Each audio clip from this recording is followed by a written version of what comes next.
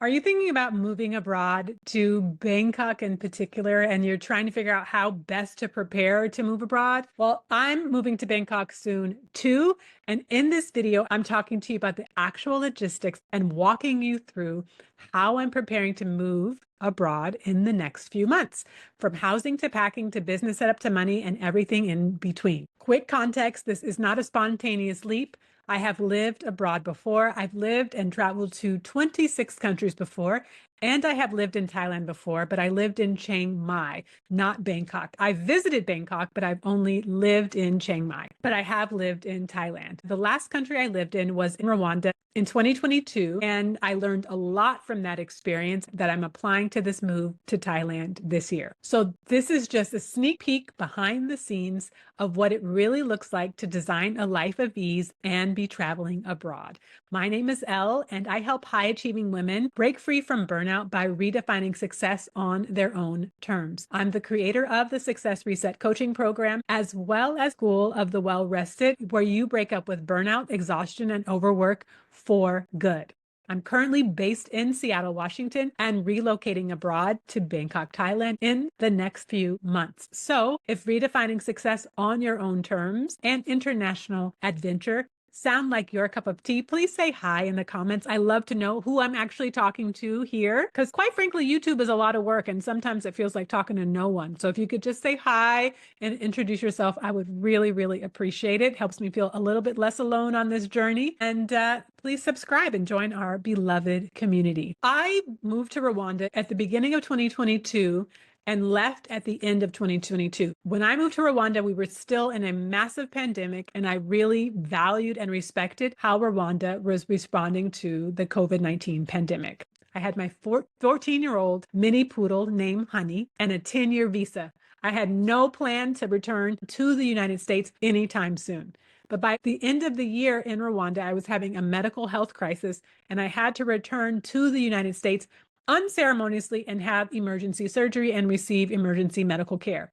I came back at the end of 2022. It is now March 2025. So I have been ready to go because I had no plan to be back in the States. But for a long time, I didn't know where I was going to go next. I did know one of the things I learned in Rwanda was that I wanted to have a community of Black Americans. I'll put the video link here because I did a whole video about living in Rwanda. And so I won't go into too much detail here, but if you want to check it out, I'll put the video link here and I'll also put it in the description so that you can watch it and get more information. So I knew I wanted to leave, and eventually I realized, okay, Bangkok seems to be ticking off all these boxes: cost of living, weather, accessibility, things that I want, culture, food, all these things. So I think I'm going to go to Bangkok. And I bought my ticket on October 30th, 2024, before the US presidential elections. I didn't even know who was going to win, but I knew whoever was going to be in the White House, that I needed to be on the first thing smoking as soon as I could possibly get all my ducks in a row. My ticket was for January 30th, and I had a subletter lined up who was going to be in my apartment for a year, but they backed out. And I had a business contract that was supposed to come through and just never did. So I had to cancel my plane ticket and put things on pause. But I knew I was still going to go. I just had to figure out a better timing. So the first thing that I'm always looking for is a home. That's very important. How I've started preparing to find my home in Bangkok is multi-pronged. I've joined multiple Bangkok housing Facebook groups. And from my understanding, housing tends to go very fast in Bangkok.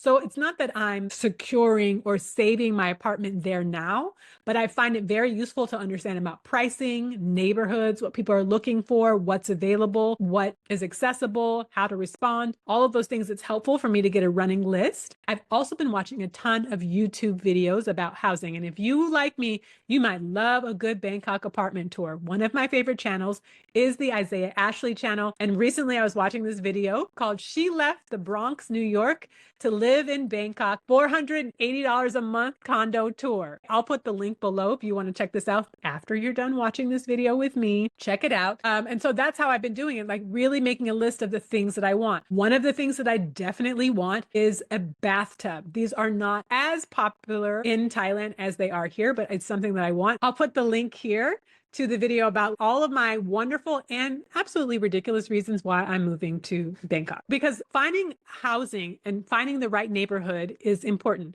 So my first plan is to rent an Airbnb for a month and use that month to go explore and neighborhood shop, because Bangkok is massive. It is a city. It's huge, but I know some of the things that I need. I need my place to be quiet, to be beautiful, to be well lit with natural sunlight, to be near the BTS, which is their transit system, and near local markets, and not in the expat scene. I don't necessarily know what that'll be. I know there's a lot of older houses that are in more local neighborhoods. More of the expat communities have the newer apartment buildings. So I need to have my boots on the ground to really understand what's available, where things are, but I want to do it from an Airbnb and not make a long-term commitment to an apartment. This will also help me get a better idea of what I'm budgeting for housing per month, because the rental that it goes, you have to do your first month and your last month and a month's worth of security deposit. So that's 3 months of rent. And so financially, I'm actually preparing for 4 months of rent, because 1 month for the Airbnb and then for my apartment, first and last month, and the deposit. I want to have at least 6 months of rent in my budget so that I don't have to worry about making money or trying to figure out how to cover my needs when I get there. The cost of living may be low in Bangkok, but I don't want to live hand to mouth. I want to live in ease and being able to just pay everything that I need without having to think about it or worry about it. I already have Wise accounts set up, and that's how I move money from my American account through Wise to whatever international accounts I need to be setting up or paying, maybe setting up my internet or different things while I'm in Bangkok. I also will be keeping my US bank accounts active, of course, because that's how I use most of my money, and it's connected to everything. And also just notifying my credit card companies and everything that I will be international and traveling abroad. I watch a lot of YouTube videos to figure out my rent, my food, my transportation, my insurance. Another incredible resource is Stephanie Perry and Rashida Dow. They have this program called Exodus Summit, as well as the Exodus A.S.A.P. And I did a video here where I talk about their Exodus A.S.A.P. program. I'm no longer in it, but I give my full unadulterated review here. And I'll also put the link in the description, because they are intentionally and deliberately have a community helping Black women move abroad. That's the sole purpose, is helping Black women move abroad. And so if that sounds like something that you're interested in, I strongly encourage you to watch this video so that you can get a better understanding of the kind of support that they provide, which is truly invaluable. For paperwork, I'm bringing my passport, my visa, of course, my extra photos, and then other documents that I'd never thought to bring before, because who knows what the American economy or politics is going to be doing while I'm away. I'm bringing copies of my birth certificate. I'm bringing copies of my college diploma. I'm bringing copies of my college transcript. I'm bringing my medical records. Everything that proves that I am who I say I am bringing with me to Thailand and beyond. I made a video right here that I will link to for you that shows you all of the documents, everything I'm doing, every single process that I'm doing. So make sure that I have everything that proves that I am who I say I am while I'm gone.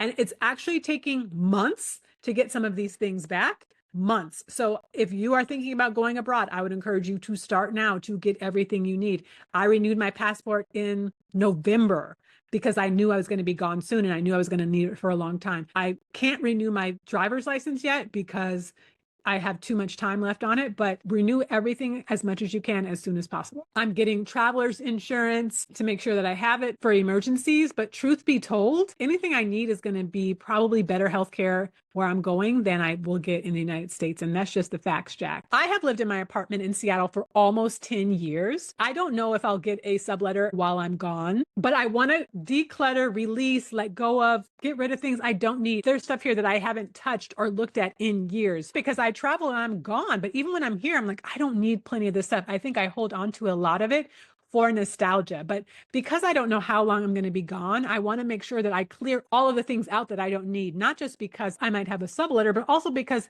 I don't need this much stuff. I don't want to have all the stuff that I'm carrying around if I don't need it. I'm only going to bring with me to Bangkok the things I actually need. But in the meantime, I want to purge and release the things from my apartment that I don't need. The other thing is, and this isn't true for me in Bangkok because I know it's hot most of the year, so that's what I'm packing and planning. But I was in Australia for 6 weeks several years ago, and it did not occur to me that we are on different hemispheres.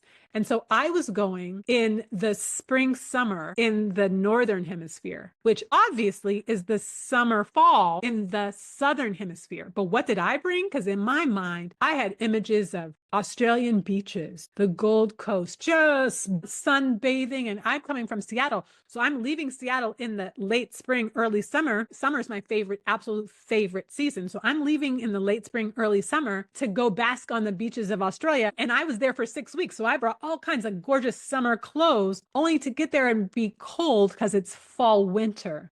I ended up shipping my things back from Australia because I did not pay attention. And then by the time I got back to the States from Australia, it was fall in Seattle. So I missed summer that year, which was horrible. Summer is my absolute favorite season, and I was devastated because I didn't pay attention. So wherever you're going, please pay attention to the climate. It's going to save you money. It's going to save you time. It's going to save you energy. Now, what I'm packing for Bangkok is warm weather clothes. I like to be naked in the sun as much as possible because I love the sun. The feeling of the sun on my skin is my favorite feeling in the world. I'm also packing my text. I have an iMac computer, which is what I'm recording on right now. It's a pretty big computer, right? It's a big desktop size computer, but I also took it with me to Rwanda and I brought it back with me from Rwanda. I have a very special packing technique. If you have an iMac, I will drop the link of another YouTube video that I used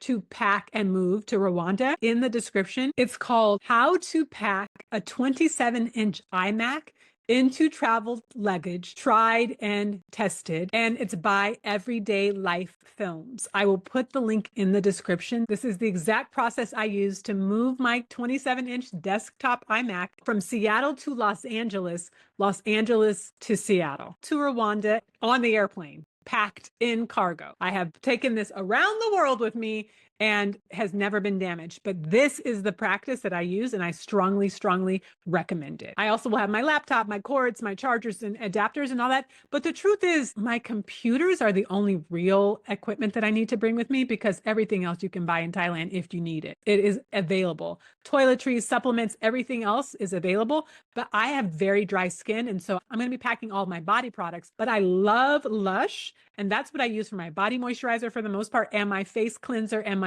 face moisturizer, and it's all available in Thailand. So I'm very excited about that. When I lived in Chiang Mai, I had a full body workup. They have a sale every few months where you get everything from teeth to blood work to everything. And I can't remember how much I paid for it. It was very good, and they have very good healthcare. Part of the reason I'm choosing to move to Thailand is because of the medical care. I want to get some cosmetic work done and some non-cosmetic care. That's one of the reasons I chose Thailand, because they have excellent medical care.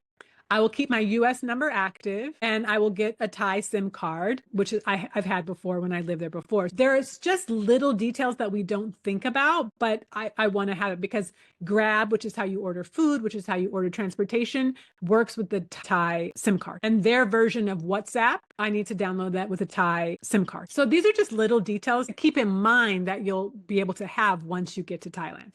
Now, how I'm preparing my business, I've had my business online since 2011, 2012, and I do coaching and consulting, but I do have a arm of my business that is in-person retreats. But thankfully, everything is a well-oiled machine in my business, House of Ease, where I offer one-on-one coaching course, which is School of the Well-Rested. I have my 3-month mentorship program, Success Reset, and I offer luxury in-person coaching retreats.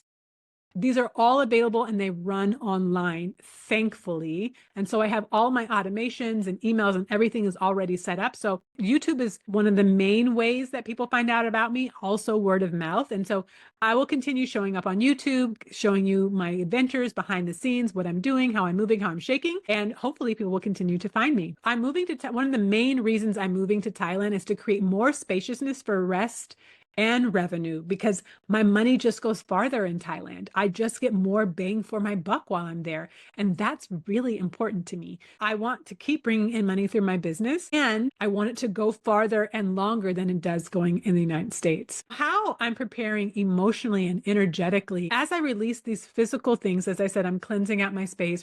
releasing these things. And in a sense, I'm releasing Seattle as my home base. Seattle will always be my home. It will always be my roots. It will always be where I'm from. And until I find someplace I want to live long term, I will keep this apartment here. I am untethered to this city, to this place. The city I grew up in doesn't exist anymore. It's been gentrified and hyper developed. I made a video right here where I talk about that, and I'll link it also in the description. I don't recognize the city anymore, and it doesn't feel like my home. I want to be somewhere where I can make a new home, but I'll keep my apartment here until I'm officially ready to settle down somewhere. Coming to terms with the fact that Seattle isn't my long-term home. I don't have the emotional roots or the emotional connections that I once had here. And it's time for me to go create that somewhere else. I'm grateful for being from here. And because I didn't expect to be back here, I have felt like a fish out of water. I felt out of place for most of the time that I've been here. So now it's really just time to get back on the good foot, get back in alignment with where I want to be anyway. Because this is a practical move. It's a logistical move, but it's also a sacred move. It's like really being somewhere that I know I will thrive. I know I will flourish. I thrive and flourish in the sun. So it's time for me to be somewhere in the sun, somewhere warm and hot. And one of the things that I do upon arrival, especially with long international flights, even when I fly first class, I'm getting a massage, I'm getting body work, I'm going to the spa, I'm getting everything done so I can get back into my body as soon as possible. I like to get a massage before I leave, and I like to get a massage upon arrival. I need to get back in my body as soon as possible.